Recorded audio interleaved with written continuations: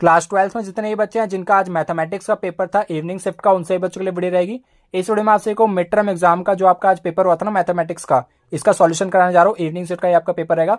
और जो भी बच्चे मॉर्निंग शिफ्ट के हैं वो अपना पेपर सेंड कर सकते हैं टेलीग्राम चैनल पर।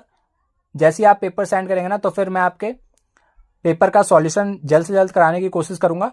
और जो भी बच्चे ये वाली वीडियो बाद में देख रहे हैं, आप एक बार डिस्क्रिप्शन जरूर से चेक कर लेना, क्या पता आपके लिए ऑलरेडी वीडियो बना दी गई हो। ठीक है, तो स्टार्ट करते हैं। बाकी अगर कोई पेपर का लेवल पूछे तो ये पेपर बहुत ही ईजी तो नहीं बोलूंगा, मॉडरेट लेवल का था। जिस बच्चे ने पढ़ाई की होगी अच्छे से वही पेपर को अटेम्प्ट कर सकता था। यहाँ पर जो बहुत सारे बच्चे ऐसे भी होंगे जिनका अभी सिलेबस ढंग से कंप्लीट नहीं हुआ होगा, क्योंकि इस बार जो सिलेबस था वो पूरा कैलकुलस तक दिया गया था। ठीक है, तो इतने टाइम तक आपका जो सिलेबस है वो कवर नहीं होता, इस वजह से बहुत सारे बच्चे कम भी स्कोर करते हैं। तो इसमें टेंशन लेने की बात नहीं है, आप सभी बोर्ड एग्जाम में अच्छा कर सकते हो। ठीक है, इसमें आपका स्कोर अगर 50 या 55 से ऊपर बन रहा है तो फिर आप बहुत ही अच्छे से पढ़ाई कर रहे हो। ठीक है, तो स्टार्ट करते हैं। तो सेक्शन ए की बात करें ना, यहाँ पर जो आपका फर्स्ट क्वेश्चन था, यहाँ पर आपको ना सेकेंड ऑर्डर फंक्शन बताना है। इस वाले फंक्शन का y is equal to log x है। तो यहाँ पर ना अगर मैं इसका फर्स्ट डेरिवेटिव निकालूं तो फर्स्ट डेरिवेटिव हो जाएगा आपका y डैश, तो 1/x हो जाएगा। और इसका एक और बार डिफरेंशिएशन करा तो फिर ये हो जाएगा आपका -1/x²। ऑप्शन नंबर डी आपका यहाँ पर राइट आंसर रहेगा। और यहाँ पर आपको ना मैक्सिमम वैल्यू बतानी थी इस वाले फंक्शन की, तो आपको क्या करना होगा, यहाँ पर ना आपको x की जो है ना इंटरवल्स दे रखे हैं। तो ना यहाँ पर आपको ना मैं बता देता हूँ, यहाँ पर आपकी जो जो वैल्यूज हैं वो मैं आपको बताया था। क्लोज ब्रैकेट -2 से 1 तक है। तो -2 हो गया, -1 हो गया, 0 हो गया, 1 हो गया। ठीक है, तो ये 4 वैल्यूज होंगी। इन पर आप देख लेना कौन सी वैल्यू ना इस वाले फंक्शन में रखने के बाद मैक्सिमम वैल्यू दे रही है। ठीक है, तो यहाँ पर ना f ऑफ -2 रख लेते हैं। तो -2 का मॉड हो जाएगा आपका 2 एंड -1 रख लेते हैं, ये हो जाएगा आपका 1 एंड यहाँ पर रख लेते हैं हम 0, जो हो जाएगा आपका 0 और फिर यहाँ पर रख लेते हैं हम 1, जो कि हो जाएगा आपका 1। तो मैक्सिमम वैल्यू कौन सी आ रही है 2। तो ऑप्शन नंबर बी आपका यहाँ पर राइट आंसर रहेगा। थर्ड क्वेश्चन में आपको बोला गया है आपको ना यहाँ पर इसका इंटीग्रेशन फाइंड करना है। तो आपको एक प्रॉपर्टी पता होना चाहिए, जो भी ई लॉग ई एक्स होता है इसकी वैल्यू यहाँ पर एक्स होती है। यहाँ पर जो भी आपका फंक्शन बनता है ना ये आपका यहाँ पर आ जाता है। ठीक है, एज इट इज। तो यहाँ पर ना आपको दे रखा है E6 log x और यहाँ पर इस प्रकार से आपका फंक्शन है। तो ना यहाँ पर आपको एक प्रॉपर्टी पता होना चाहिए कि m log n ये होता है आपका log n की पावर m। ठीक है, तो ऐसे हम यहाँ पर भी करते हैं। ये हो जाएगा आपका यहाँ पर, ये हो गया आपका log बेस पर ही और x की पावर 6 और ऐसे ही ये ऊपर हो गया आपका log x की पावर 5 और ये हो गया आपका log बेस पर ही और x की पावर 3 और ये हो जाएगा आपका e log e x की पावर 4। ठीक है, तो इन सबको सिंप्लीफाई कर लेते हैं। आपका आ जाएगा यहाँ पर से x की पावर 6 माइनस x की पावर 5 डिवाइडेड बाय x की पावर 4 माइनस एक्स क्यूब। ऊपर से x की पावर 5 कॉमन आ रहा है, नीचे से कॉमन आ रहा है x की पावर 3 और ये हो गया आपका x-1 और नीचे भी हो गया आपका x-1। ठीक है, ये कट के 1 हो गया, ये हो गया आपका x²। इसका इंटीग्रेशन फाइंड करना है तो ये होता है आपका x³/3 प्लस सी, ऑप्शन सी। बहुत ही सिंपल क्वेश्चन था आपका, ये शायद से मिसलिनियस एक्सरसाइज का क्वेश्चन है या फिर मिसलिनियस से पहले वाली एक्सरसाइज का है। ठीक है, और यहाँ पर आपको बताना है ना a is equal to ABC, आपको ये एलिमेंट्स गिवन है a के, और एक आपका रिलेशन इस प्रकार से डिफाइन किया गया है B, C एंड यहाँ पर ना आपको ये बोला गया है on a Cartesian product of a।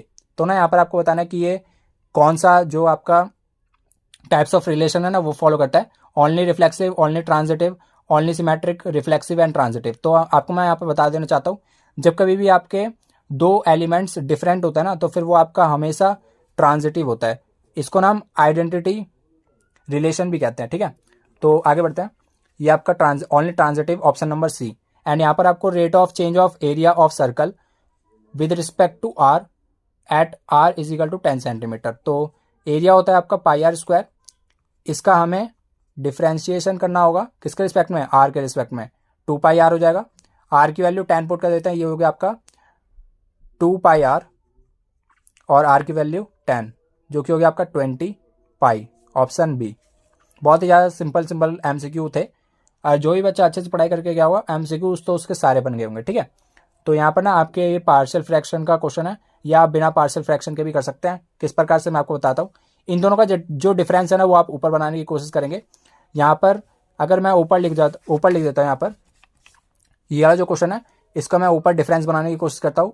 x+2 minus x लिख सकता हूँ, ये दोनों कैंसिल होकर 2 बचेगा, तो ना यहाँ पर मैं 1/2 से डिवाइड और 1/2 से मल्टीप्लाई कर देता हूँ। ठीक है, तो अब यहाँ पर हो गया आपका 1/2 integration of 2 upon x into में x+2, तो ये हो जाएगा आपका 1/2। तो यहाँ पर ना आपको इस प्रकार से करना होगा x+2 माइनस में x, क्योंकि ये क्या आ रहा है आपका, इन दोनों का डिफरेंस आ रहा है आपका 2, और हमने 1/2 से इसी वजह से डिवाइड किया ताकि ये कट के क्या हो जाए 1। ठीक है, तो ये यहाँ पर नीचे आ गया आपका x ब्रैकेट में x+2 एंड इसके अपॉन में आ गया x ब्रैकेट x+2। ठीक है, डिनोमिनेटर में दोनों का होता है, तो एक बार इसके पास चला गया, एक बार इसके पास। ठीक है, तो x+2 x से x गया, तो यहाँ पर बच गया आपका 1/2 integration of 1/x and minus में 1/x+2। ठीक है, यहाँ पर है आपका dx, तो इंटीग्रेशन कर देते हैं 1/2 ln, ये हो गया आपका, ln को आप log भी लिख सकते हो, कोई दिक्कत की बात नहीं है, log x मॉड x लगाना माइनस में, ये हो गया आपका log x+2 एंड एक आपकी प्रॉपर्टी होती है जब कोई माइनस में log लिखे होते हैं तो फिर उसको हम डिवाइड में लिख सकते हैं, तो ये हो गया आपका log x/x+2 and plus constant. ठीक है, तो ये हो गया आपका इसका आंसर, यहाँ पर ऑप्शन नंबर ए। ये आपका अगेन बहुत ही ज़्यादा सिंपल क्वेश्चन, यहाँ पर जो है आपको बोला गया 2 sec inverse 2 and sine inverse 1/2। तो यहाँ पर ना आपको ये पता होना चाहिए कि यहाँ पर sec इनवर्स 2 की कितनी वैल्यू होती है, ये होती है आपकी π/3, प्लस में ये हो गया आपका साइन इनवर्स 1/2 कब होता है, ये होता है आपका π/6 पे। ठीक है, तो 2π/3 plus π/6 this will equal to, ये हो गया आपका 4π प्लस π/6, तो 5π/6, ऑप्शन सी। एंड यहाँ पर ना आपको सम बताना था डिग्री एंड ऑर्डर का, ये आपकी डिफरेंशियल इक्वेशन है। यहाँ पर आपको ये देखना होगा कि आपकी जो ऑर्डर है, सबसे हाईएस्ट डेरिवेटिव है यहाँ पर 2 ऑर्डर हो जाएगा आपका, यहाँ पर 2 हाईएस्ट डेरिवेटिव 2 है, एंड यहाँ पर डिग्री की बात करें तो इसकी पावर है यहाँ पर 1, तो प्लस में 1 जो कि हो गया आपका 3, ऑप्शन बी। एंड यहाँ पर आपको इसका ना डेरिवेटिव फाइंड करना है, कॉस साइन की पावर, एक और बार बोलता हूँ मैं, कॉस साइन एक्स की पावर 3। ठीक है, विद रिस्पेक्ट टू एक्स, तो इसका डेरिवेटिव फाइंड करना है, चेन रूल लगेगा, बहुत ही ज़्यादा सिंपल है। तो स्टार्ट करते हैं। यहाँ पर जो है आपको इस पूरे को एक बार थीटा मान लेना है। कॉस थीटा का इंटीग्रेशन क्या, डिफरेंशिएशन क्या होता है, कॉस थीटा का डिफरेंशिएशन होता है हमारा माइनस साइन थीटा, और थीटा की जगह पे क्या लिख देंगे, यही as it is sine x³। अब थीटा की जगह पे हमारा थीटा तो था नहीं, था क्या साइन x³, तो इसका दोबारा से डिफरेंशिएशन किया, साइन का क्या होता है, अब x³ को हम थीटा मान लेते हैं, साइन थीटा का डिफरेंशिएशन होता है आपका कॉस थीटा, तो ये हो गया आपका कॉस थीटा, और थीटा की जगह पे दोबारा से यहाँ पर क्या नहीं था, थीटा नहीं था, ये था आपका x³, तो x³ हो जाएगा आपका 3x²। ठीक है, तो इसको सॉल्व कर लेते हैं, ये हो गया आपका माइनस का 3x², ये हो गया आपका कॉस थीटा नहीं कॉस x³। ठीक है, कॉस x³, और ये हो गया आपका साइन x³ एंड मल्टीप्लिकेशन में आ गया आपका cos x³, option number D. देखा, बहुत ही ज़्यादा सिंपल था, बस आपको ना यहाँ पर चेन रूल का ध्यान रखना है, एंड यहाँ पर ये आपका ऑप्शन मैच कर रहा है, हाँ डी कर रहा है। ठीक है, आगे बढ़ते हैं। अब यहाँ पर इस वाले क्वेश्चन में आपको बोला गया ना, आपको साइन tan इनवर्स x की वैल्यू फाइंड करनी है, तो इसको मान लिया मैंने थीटा, एंड ये हो गया आपका साइन ऑफ थीटा, और यहाँ पर थीटा हमने किसको माना है, थीटा माना है tan इनवर्स x को, तो x की वैल्यू क्या आ गई, tan थीटा, और अगर हमने साइन थीटा की वैल्यू निकाली ना तो साइन थीटा की वैल्यू आ जाएगी ट्रायंगल बना के, ये हो गया आपका x1, और तो ये हो गया x² प्लस में 1, ये है आपका थीटा, तो थीटा की वैल्यू साइन थीटा आ गया आपका x/√x² प्लस में 1, तो ऑप्शन नंबर यहाँ पर हो गया ऑप्शन नंबर बी, क्योंकि आपको यहाँ पर साइन थीटा की वैल्यू फाइंड करनी थी ना, साइन थीटा। अब 11th वाला इंटीग्रेशन भी बहुत ही ज़्यादा सिंपल है, बस आपको यहाँ पर क्या करना है, इसको मानना है t और ये हो गया इसका डेरिवेटिव, तो ये हो गया आपका t dt 0 से लेकर 1। और ना यहाँ पर आपको इसकी जो है लिमिट भी चेंज करनी होगी। लिमिट कैसे चेंज करेंगे वो मैं आपको बताता हूँ। जब आप tan इनवर्स x को जब आप t मानोगे तो फिर यहाँ पर ये 1 पुट करेंगे तो फिर ये आ जाएगा आपका t की अपर लिमिट क्या आ जाएगी π/4, एंड जब हम 0 पुट करेंगे तो ये आ जाएगा आपका 0। ठीक है, बहुत ज़्यादा सिंपल था। और इसका डेरिवेटिव नीचे बैठा है, तो 1/1 + x² बराबर dt ओवर dx, एंड यहाँ पर dx को इधर भेजेंगे, dx और 1/1 + x², ये है आपका dt। तो ये हो गया आपका t इंटू में dt जो कि हो गया आपका t²/2, और यहाँ पर वैल्यू पुट कर देते हैं 0 से लेकर π/4। 1/2 को बाहर निकाल लिया, π/4 का क्या, तो π²/16 जो कि हो गया आपका π²/32। और यहाँ पर ना आपको ये बोला गया कि आपको ना इनवर्स जो इस मैट्रिक्स का इनवर्स है ना वो एग्जिस्ट नहीं कर रहा है, then find the value of alpha. तो यहाँ पर ना आपको अल्फा की वैल्यू फाइंड करनी है। तो बहुत ही ज़्यादा सिंपल सा मेथड है, बहुत सारे बच्चे इस वाले क्वेश्चन में अटके होंगे, मुझे पता है। ठीक है, क्योंकि उन्होंने कंसेप्ट अच्छे से पढ़ा नहीं है। जैसे कि मैंने आपको बताया था, यहाँ पर जब किसी भी मैट्रिक्स का अगर इनवर्स एग्जिस्ट नहीं करता उसके ना रीज़न क्या होता है वो मैं आपको बताया था। आपको पता होगा कि मान लो मैंने ना यहाँ पर एक मैट्रिक्स कंस्ट्रक्ट की, डेट इज ABCD। ठीक है, this is equal to A। ठीक है, अगर मैं यहाँ पर आपसे बोलूँ कि आपको ना यहाँ पर इसका इन्वर्स फाइंड करना है, तो A इन्वर्स की मैंने आपको आइडेंटिटी आपको पता ही होगी, या नहीं पता तो मैं आपको बता देता हूँ। ये A इन्वर्स होता है आपका डिटर्मिनेंट ऑफ 1/डिटर्मिनेंट ऑफ A, एंड यहाँ पर जो है ना आपका एडजॉइंट होता है, एडजॉइंट ऑफ A। ठीक है, ये पूरा का पूरा आपका एडजॉइंट है। तो 1/डिटर्मिनेंट ऑफ A और यहाँ पर एडजॉइंट ऑफ A। तो ना यहाँ पर जब आपका A इन्वर्स एग्जिस्ट नहीं करेगा, कब A इन्वर्स एग्जिस्ट नहीं करेगा, आपका जो A इन्वर्स है ना वो तब एग्जिस्ट नहीं करेगा जब आपका डिनोमिनेटर वाला पार्ट क्या हो जाएगा, 0 के बराबर। जब ये 0 के बराबर हो गया, 1/0 आपका नॉट डिफाइन होता है। ठीक है, तो 1/0 जब आपका नॉट डिफाइन होता है तो फिर इस वाली मैट्रिक्स में आपको बोला क्या है कि इस वाले मैट्रिक्स का जो इन्वर्स है ना वो एग्जिस्ट ही नहीं कर रहा। तो मतलब उसके साथ भी यही सेम कंडीशन हुई होगी, उसका जो डिटर्मिनेंट है, इसका जो डिटर्मिनेंट है वो भी 0 के बराबर आ रहा होगा। इसी वजह से यहाँ पर आपका ना अल्फा की वैल्यू पूछी गई है, तो इसको आपको इसका डिटर्मिनेंट निकालना होगा और इसको ना किसके बराबर रखना होगा, 0 के बराबर। तो डिटर्मिनेंट सॉल्व कर लेते हैं इसको मैं मान लेता हूँ A के बराबर।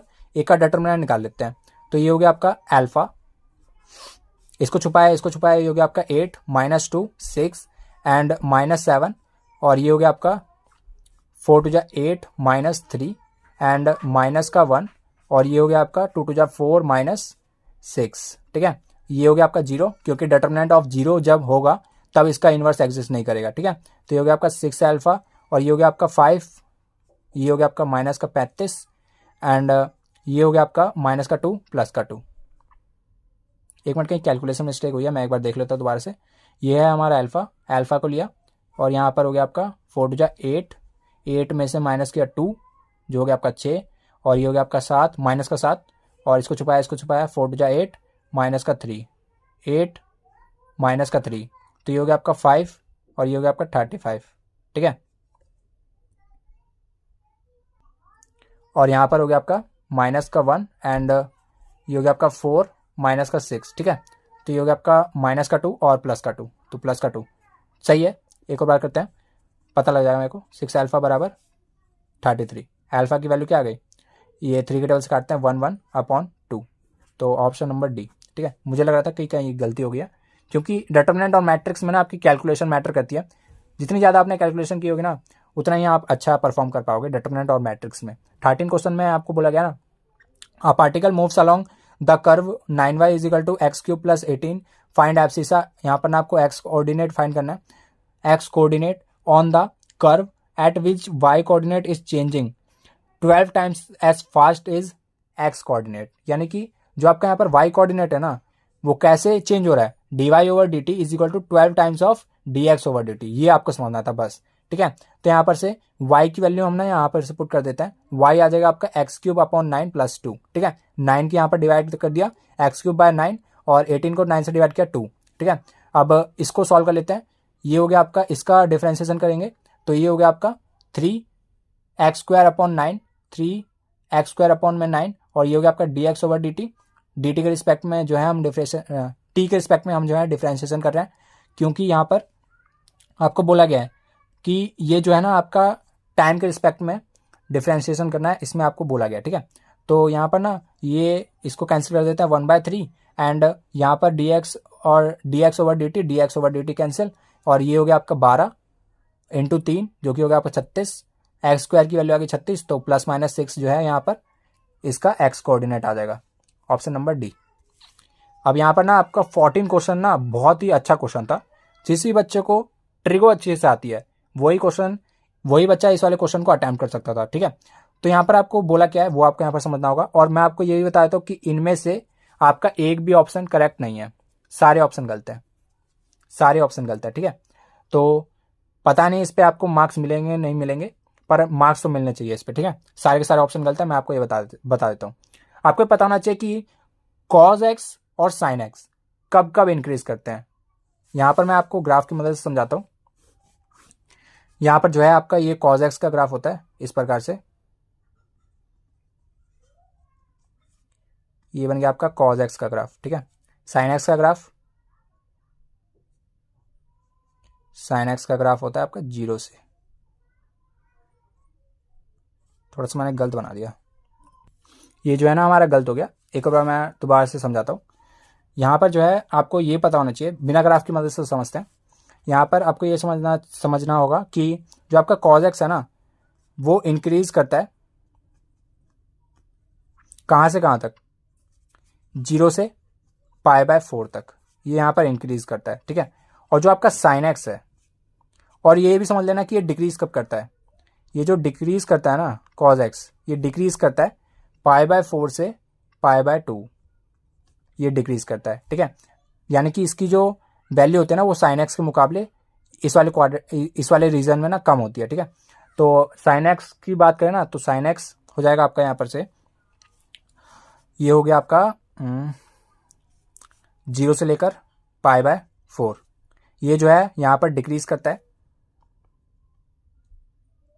एंड π/4 से पाई तक, ये π/4 से π/2 तक ये जो है इंक्रीज करता है sin x, ठीक है। तो यहाँ पर ना आपको इस वाले क्वेश्चन में देखना होगा कि यहाँ पर ना आपको बोला क्या गया था, यहाँ पर बोला गया था 1 - sin 2x dx, ठीक है। तो यहाँ पर से ये हो गया आपका अंडर रूट में, इसको मैं लिख सकता हूँ sin x - cos x का होल स्क्वायर, और ये हो गया आपका dx, ठीक है। तो ये हो गया आपका sin x स्क्वायर से ये कट गया, और ये आपका आ गया एक मॉड।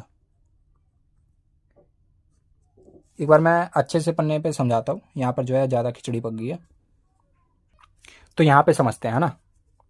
क्वेश्चन था आपका अंडर रूट में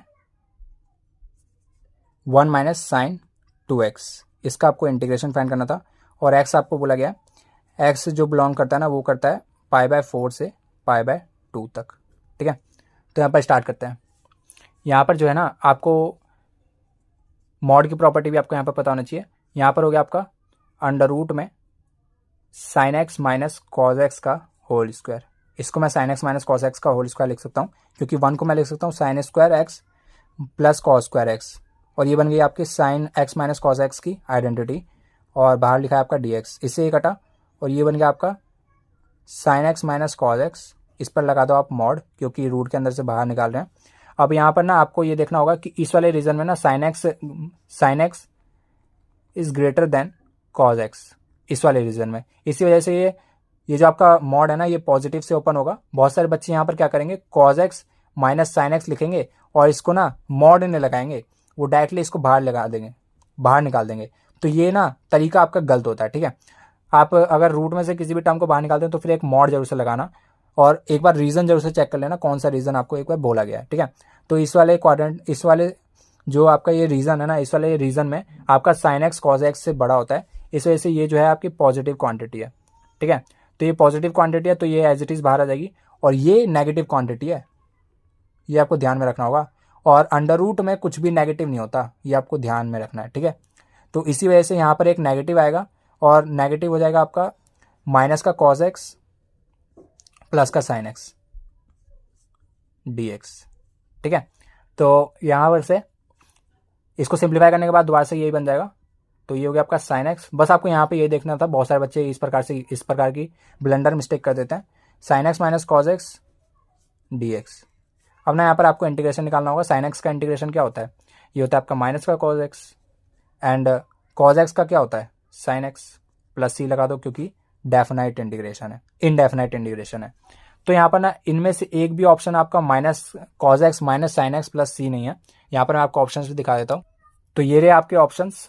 यहाँ पर जो है इनमें से एक भी ऑप्शन आपका मैच नहीं कर रहा। ठीक है, तो यहाँ पर ना मैंने आपके लिए एक अलग से ही अपना ऑप्शन बना दिया है। तो शायद आपको जो है इसके मार्क्स मिले या ना मिले, पर इसका आंसर तो यही करेक्ट है, minus cos x minus sine x plus c. ठीक है, तो यहाँ पर आपके सारे के सारे ऑप्शंस गलत थे। ठीक है, तो ये आपको समझ में आ गया होगा। अब आपको बोला गया ना एक आपकी डायगोनल मैट्रिक्स है, यहाँ पर आपको एक्स एंड वाई की वैल्यू फाइंड करनी है। तो आपको पता होगा डायगोनल मैट्रिक्स की ये वाली जो रो है यही बस नॉन जीरो होती है, बाकी सारी जीरो जीरो होती है। ठीक है, तो यहाँ पर एक्स माइनस वाई जो है ये भी जीरो के बराबर होगा, और एक्स प्लस 2y प्लस 3 बराबर ये भी जीरो होगा। एक्स की वैल्यू आ गई यहाँ पर से वाई को इधर पुट कर देते हैं। तो ये हो गया आपका y प्लस 2y प्लस 3 बराबर जीरो, और ये हो गया आपका 3y बराबर माइनस का 3, y की वैल्यू आ गई -1, और x भी किसके इक्वल है y के बराबर है। तो x और y दोनों के दोनों -1। एंड यहाँ पर आपको दोबारा से डेरिवेटिव फाइंड करना था किसका, ये जो आपका पेपर है ना बहुत ही ज़्यादा कैलकुलेटिव है। ठीक है, तो इसमें जो कैलकुलेशन है ना बहुत ही अच्छी कैलकुलेशन है। तो ना यहाँ पर आपको अच्छे से अटैम्प्ट करना था, बहुत ही ज़्यादा अच्छा पेपर था आपका इस बार का पेपर। ठीक है, तो यहाँ पर ना आपको x गिवन है, पैरामेट्रिक फॉर्म है, dy ओवर dx निकालना है। ठीक है, x बराबर e की power t plus sign T, y बराबर log t plus cos T, and यहाँ पर ना आपको ऑप्शंस गिवन है। तो ना यहाँ पर आपका ऑप्शन नंबर शायद ए करेक्ट है। मैं एक बार सॉल्व कर लेता हूँ। ठीक है, x की वैल्यू है आपकी e की पावर t साइन टी, तो dx ओवर dt क्या हो जाएगा, पैरामेट्रिक फॉर्म है तो डी जो भी आपका यहाँ पर वेरिएबल है उसके रिस्पेक्ट में यहाँ पर हम डिफ्रेंशिएट करते हैं। e की power t plus sign T का हो गया आपका यहाँ पर कॉस टी, एंड यहाँ पर dy ओवर dt इसका डिफ्रेंशिएशन करते हैं 1/t प्लस कॉस टी का हो गया आपका माइनस का साइन टी। तो dy ओवर dt आपको फाइंड करना था। dy ओवर dt को मैं एक बार थोड़ा सा और सिंप्लीफाई कर लेता हूँ। ये हो गया आपका 1 minus t sine t divide by t. ठीक है, dy ओवर dx फाइंड करना था, तो इन दोनों को डिवाइड कर देते हैं। Equation number first, equation number second, divide second by first, तो ये हो गया आपका dy over dx is equal to, ये हो गया आपका 1 minus t sine t divide by t into e की power t plus cos t. ठीक है, तो ये आपका है ऑप्शन नंबर ए। ठीक है,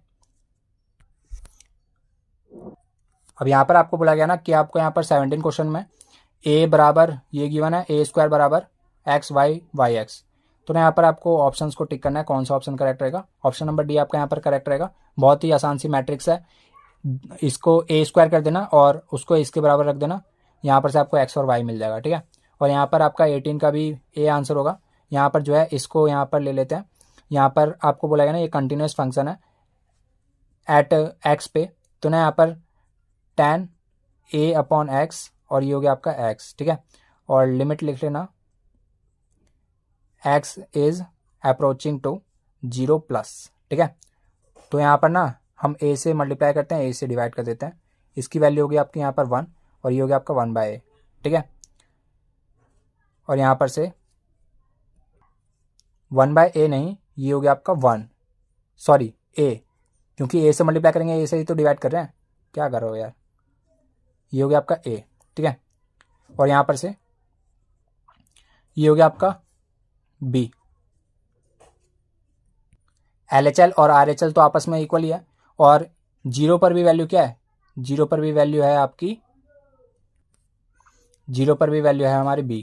तो a b के बराबर है, तो मतलब इन दोनों का डिफरेंस पूछा है, b माइनस बी कितना हो जाएगा 0, ऑप्शन नंबर ए। एंड यहाँ पर 19 क्वेश्चन में आपको जो है यहाँ पर क्या फाइंड करना था, असर्शन एंड रीजन है आपका। यहाँ पर आपको एक सेट ए गिवन है जो कि आपका इस प्रकार से डिफाइंड है, and r is equal to x comma y 3x minus y बराबर 0। एनसीईआरटी का क्वेश्चन है, बहुत ही सिंपल है। 3x is equal to y and x belonging to a have domain 1 2 3 4 and range is 3, 6, 9, 12। तो ना यहाँ पर इसका यूज़ करके हम सबसे पहले x को 1 डालते हैं। तो x को 1 डाला, y मिला हमें 3, x को 2 डाला, y मिला हमें यहाँ पर से 6, 3 डाला तो ये मिला हमें 9, 4 डाला तो ये मिला हमें 12, और यहीं तक रुक जाएंगे क्योंकि इसके आगे वैल्यू डिफाइन नहीं है। तो ये हो गया आपका यहाँ पर रिलेशन R, ठीक है। तो यहाँ पर ना आपकी जो डोमेन होती है वो होती है पहली वाली वैल्यू 1, 2, 3, 4, 1, 2, 3, 4, एंड रेंज हो गई आपकी ये 3, 6, 9, 12। एंड ना यहाँ पर आपको रीज़न जो है ना वो यहाँ पर आपको फॉल्स दिया है, ठीक है। तो ऑप्शन नंबर सी है इसका राइट आंसर। असर्शन आपका ट्रू है, रीज़न फॉल्स है। अब जो आपका 20 वाला क्वेश्चन है ना, इसमें आपको बोला गया ना cos इनवर्स 2x - 1, इसकी जो रेंज है ना डोमेन है वो है आपकी 0 से 1, एंड यहाँ पर आपको बोला गया डोमेन ऑफ द फंक्शन, इसकी जो डोमेन है वो है 0 से लेकर पाई। तो ये आपका डोमेन तो होता नहीं है क्योंकि इसके अंदर जो है ऐसी वैल्यूज आती हैं 0, 1, -1 इस प्रकार से। इसकी जो डोमेन होती है ना वो होती है -1 से 1, ठीक है, क्लोज ब्रैकेट -1 से 1, ठीक है। तो यहाँ पर इसकी डोमेन ये होती है, तो इसने डोमेन ये लिख रखी है 0 से पाई, तो ये आपका गलत हो गया, ये आपका करेक्ट हो गया। तो इसका आंसर भी क्या हो गया, इसका आंसर हो गया यहाँ पर, इसका भी as it is option number C, ठीक है। और यहाँ पर वेरी शॉर्ट आंसर्स आपके स्टार्ट हो जाते हैं सेक्शन बी के। तो यहाँ पर ना 3.5 इसका आंसर आएगा 21 का, और यहाँ पर इसकी ए की वैल्यू आएगी 3, बी की वैल्यू आएगी 2, एंड यहाँ पर ये आपका सिग्नम फंक्शन, ये आपका एनसीईआरटी का क्वेश्चन है जो कि आप खुद ही कर सकते हैं, बहुत ही ज़्यादा सिंपल है। 1 इसलिए नहीं है क्योंकि यहाँ पर मान लो यहाँ पर लिखा है आपका फंक्शन के अंदर x लिखा है आपका 2000 एंड 2001, दोनों की जो रेंज है वो 1 ही है। तो इस वजह से एक ही फंक्शन की जो यहाँ पर है ना यूनिक इमेज आनी चाहिए सेट बी में, इस वजह से ये जो है आपका 1 नहीं होगा। और ऑन टू इस वजह से नहीं होगा, आपकी यहाँ पर पूरी की पूरी क्या है रियल नंबर, यहाँ पर इसकी कोडोमेन है, तो कोडोमेन रियल नंबर के बराबर नहीं आएगी। और यहाँ पर इसके नंबर यूज़ हो रहे हैं 1, 0 एंड -1। तो यहाँ पर ना आपका ये जो सिग्नम फंक्शन है ना ये ना ही 1 होता है ना ही ऑन टू होता है, ठीक है। तो बहुत ही ज़्यादा सिंपल क्वेश्चन था ये भी, और ये तो आपका सिंपल है ही है। और यहाँ पर ना 25 क्वेश्चन थोड़ा इंपॉर्टेंट है, इसको मैं आने वाली वीडियोस में कराऊंगा क्योंकि वीडियो जो है ना बहुत ज़्यादा बड़ी होती जा रही है, एमसीक्यूज़ में ही हमने ज़्यादा टाइम ले लिया है।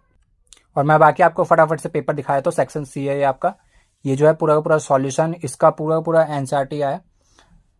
ये साइन इनवर्स एक्स का आपको यहाँ पर ग्राफ ड्रॉ करना है, इसकी डोमेन और रेंज बतानी है, तो इतना मुश्किल है नहीं, आप इसको अपने आप से भी कर सकते हो। अगर आपको फिर भी कोई सा क्वेश्चन समझना होगा तो फिर आप कमेंट सेक्शन बता सकते हैं, मैं आपको लिए एक सेपरेट वीडियो बना दूंगा जिसमें इन सब के भी सॉल्यूशन करा दूंगा। यहाँ पर ये वाला इंटीग्रेशन बहुत ही ज़्यादा सिंपल है, साइन एक्स को मानेंगे आप टी एंड इसका डिफरेंशिएशन ऊपर बैठा है, तो ये आपका बन जाएगा पार्शियल फ्रैक्शन का, ठीक है। और ये आपका पैरामेट्रिक फॉर्म का है, ये वाला टर्म जो है आपको यहाँ पर प्रूफ करना है। सेक्शन डी की तरफ चलते हैं, ये जो है आपका इंटीग्रेशन का है, और ये आपका एग्जाम्पल है, मिसलिनियस का एग्जाम्पल है आपका, ये वहाँ पर से आप देख सकते हैं एनसीईआरटी में। और ये आपका डिफरेंशियल इक्वेशन का है, होमोजीनियस इक्वेशन का, ये आप वहाँ से भी कर सकते हैं, यह तो आपका एनसीईआरटी का है मैट्रिक्स का, और यहाँ पर ये भी आपका एनसीईआरटी का है। और इसके बाद आता है आपके केस स्टडी जो कि बहुत ही ज़्यादा सिंपल था, ठीक है। ये भी आपका ये सारे के सारे आपके केस स्टडी जो है एनसीईआरटी बेस्ड हैं, ज़्यादा मुश्किल नहीं है। और इसमें जो है आपको डिटरमिनेंट की हेल्प से इक्वेशन ऑफ लाइन बतानी थी, एरिया बताना था, कोलिनियर प्रूफ करना था, कोलिनियर आपको दे रखा था, यहाँ पर आपको के की वैल्यू फाइंड करनी थी, और जो भी के की वैल्यू आती है उसको यहाँ पर पुट करके आपको इसका सॉल्यूशन फाइंड करना था। और बाकी आपकी केस स्टडी नंबर 3। और इस वीडियो में इतना ही, नेक्स्ट वीडियो मिलते हैं। जिस बच्चों को मॉर्निंग शिफ्ट का आंसर की चाहिए होगा तो फिर आप टेलीग्राम चैनल पर अपना पेपर शेयर कर सकते हैं, वहाँ पर मैं आपको जल्द से जल्द सॉल्यूशन प्रोवाइड करने की पूरी कोशिश करूँगा। अगर आपको ये वीडियो पसंद आई है तो फिर चैनल को जल्द से सब्सक्राइब कर लेना, और इस वीडियो के लिए लाइक का बटन जैसे दबा देना, और इस वीडियो को जैसे शेयर कर देना क्योंकि बहुत ही ज़्यादा मेहनत लगती है वीडियोज़ को बनाने में। तो नेक्स्ट वीडियो मिलते हैं किसी के साथ, तब तक लिए जय हिंद, जय भारत।